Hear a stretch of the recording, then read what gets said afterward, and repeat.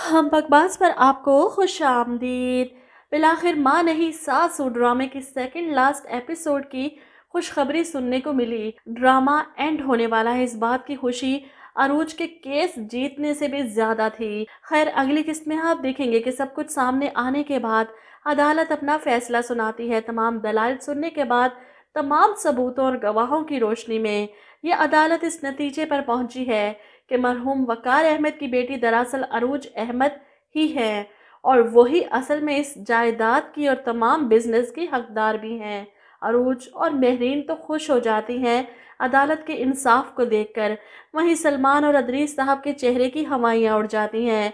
कहाँ वो अरूज को माफ़ीनामे पर मजबूर कर रहे थे, वरना दूसरी सूरत में हत्या के इज्जत का केस दायर करने की धमकियां भी दे रहे थे। और कहाँ केस हार कर एक झटके में सब कुछ इनके हाथ से चला गया और अरूज ने तो इतने ज़र्फ का मुजाहरा किया कि अदालत के सामने इन्हें माफ़ भी कर दिया। केस जीतने के बाद वो खुशी खुशी घर जाती है, अपने बाप को ये खुशखबरी सुनाती है, अपनी बेटी को गोद में लेती है और वसाई समेत अपने घर में वापस आती है पूरे हक के साथ। ये रहा कोर्ट का ऑर्डर। अब तो किसी बदगुमान को गुमान नहीं रहा कि मैं इस घर की मालकिन नहीं हूँ। महरीन भी इन लोगों को आईना दिखाती हैं, अपना सामान समेटिए और निकलिए यहाँ से। शाइस्ता को तो यकीन नहीं आ रहा, एक झटके में इसके हाथ से सब कुछ चला गया जिसे हासिल करने के लिए इसने 25 साल तक मेहनत की। इधर अदरीस साहब भी परेशान है कि इस जायदाद के लिए इन्होंने कौन कौन से पापड़ नहीं बेले। वो अरूज से कहती है, हम इस तरह कहाँ जाएंगे। अरूज इनसे कहती है, आपने कभी सोचा था हमें घर से निकालते वक्त कि हम औरतें कहाँ जाएंगी?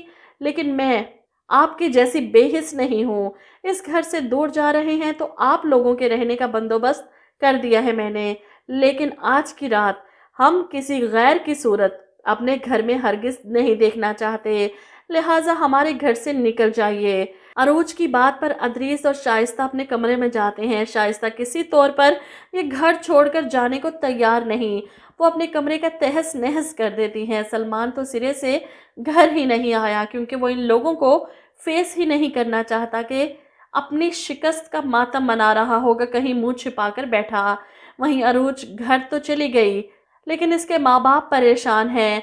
नसीमा बेगम मास्टर साहब से कहती हैं कि अरूज ने इन लोगों को घर से निकाल तो दिया, लेकिन अगर वो लोग घर छोड़कर ही ना जाएं तो यहाँ मास्टर साहब भी परेशान हैं। ये ज़्यादा ख़तरनाक सूरत है और यही मैं सोच रहा हूँ। नसीमा की परेशानी और बढ़ जाती है, तो मुझे भी समझाइए ना। जिस पर मास्टर साहब इनसे कहते हैं, देखो, जो लोग अरूज, महरीन, यहाँ तक इस मासूम की जान के दर पे हों, इतनी आसानी से सब कुछ छोड़कर नहीं जा सकते। वो यही सोच रहे हैं कहीं वो लोग गुस्से में आकर अरूज या इसकी बच्ची को की नुकसान ना पहुंचा दें। वहीं शाइस्ता और अदरीस सारी रात सलमान का इंतज़ार करते रहे, जो केस हार कर घर ही वापस नहीं आया। और ये लोग भी सलमान के बहाने से अभी तक घर में बैठे हैं, घर छोड़कर जाने का इनका कोई इरादा नहीं। इधर शाइस्ता सारी रात सोचकर प्लान बनाती है कि मैं इन लोगों को मजबूर कर दूंगी यहाँ से चले जाने पर। मुझे इस घर से कोई नहीं निकाल सकता। अगले ही दिन वो चुपके से अरूज के कमरे में जाती है और नन्ही अरीज को उठा लाती हैं।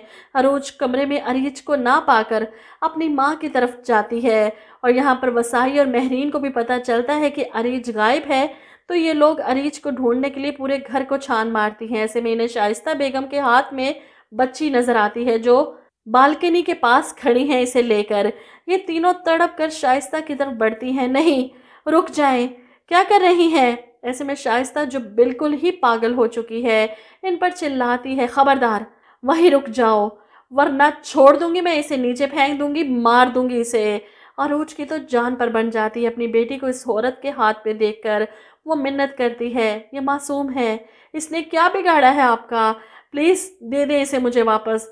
शाइस्ता, जो अपने हवास खो चुकी है, इसीलिए इन हरकतों पर उतर आई है, अरूज से कहती है, सही कह रही हो, इसका कोई कसूर नहीं, कसूर तो इसकी माँ का है और तुम्हारी माँ का। वो अरूज और महरीन दोनों पर तंज करती हैं। ऐसे में महरीन का सब्र भी जवाब दे रहा है, खुदा के लिए शाइस्ता, आप मेरी बच्ची से इसकी खुशियाँ मत छीनें, आपको खुदा का वास्ता नहीं करें ऐसा। ये सुनकर तो शाइस्ता पागलों की तरह हंसती है। खुशियाँ? कौन सी खुशियाँ? किन खुशियों की बात कर रही हो? मैंने तो इसे भी 20 साल पहले कचरे में फेंक दिया था। वो अपना कारनामा अरूज और मेहरीन के सामने खोलकर बताती हैं। वो राज जो इन्होंने आज तक अपने शोहर को भी नहीं बताया सबके सामने आ जाता है कि अरूज के गुम होने के पीछे इस औरत का हाथ था। अरूज भी हक्की बक्की रह गई और मेहरीन को भी यकीन नहीं आता। वो तो एक्सीडेंट समझकर इस बात को भूल गई थी। ये सोचा ही नहीं कि किसी अपने की लगाई हुई ज़र्ब सारी जिंदगी अपनी बच्ची से दूर रही इस शाइस्ता की वजह से। और अब वही सब वो अरूज के साथ भी करने जा रही है। इसकी बच्ची को इससे दूर करने जा रही है। शाइस्ता किसी तौर पर भी बच्ची को अरूज या मेहरीन के हवाले नहीं करने वाली। वो इसके बदले में ये घर जायदाद वापस मांगेगी और अरूज के पास तो कोई ऑप्शन नहीं कि अपनी बच्ची की ज़िंदगी के लिए वो इस औरत की बात मान जाए। वो आगे बढ़ती है। आप जो कहेंगी मैं वो करूँगी, मैं वो सब करने के लिए तैयार हूँ। अपनी बेटी को इनके हाथ से पकड़ने के लिए आगे बढ़ती है, लेकिन शाइस्ता किसी तौर पर भी इनकी बातों में नहीं आने वाली। मुझे लगता है यहाँ पर हो सकता है कि सलमान आ जाए, अपनी माँ को रोक ले कि वो मेरी बेटी है। आपने सोच भी कैसे लिया कि आप इसके साथ ये सब कर सकती हैं? अपनी माँ की करतूत भी सुन ले, आंखें भी खुल जाएं इसकी। या शाइस्ता बच्ची को फेंके तो नीचे से सलमान पकड़ ले। कुछ भी हो सकता है, क्योंकि सलमान को सही साबित करने के लिए और आखिर में हैप्पी एंड करने के लिए इन्होंने कुछ ना कुछ तो करना है। इसकी आंखें खोलनी है और फिर दिखाना है कि वो माफिया मांग रहा है अरूज से और अपनी माँ मेहरीन बेगम से, क्योंकि वैसे भी सब कुछ इसके हाथ से जा चुका है। अब अगर माफ़ी नहीं मांगेगा तो और क्या करेगा? और अगर इसे माफ़ी मिल गई और आखिरी किस्त में दिखाया जी कि हैप्पी एंड हो गया, तो कसम से इससे ज़्यादा थर्ड क्लास ड्रामा मैंने अपनी पूरी ज़िंदगी में नहीं देखा होगा। मैं चाहती हूँ कि सलमान को कभी माफ़ी ना मिले, वो भी दरबदर हो अपनी माँ और बाप के साथ, जिस तरह इसने अरूज को दरबदर किया था। आप लोग क्या कहते हैं इस बारे में? कमेंट करके अपनी राय ज़रूर दीजिएगा।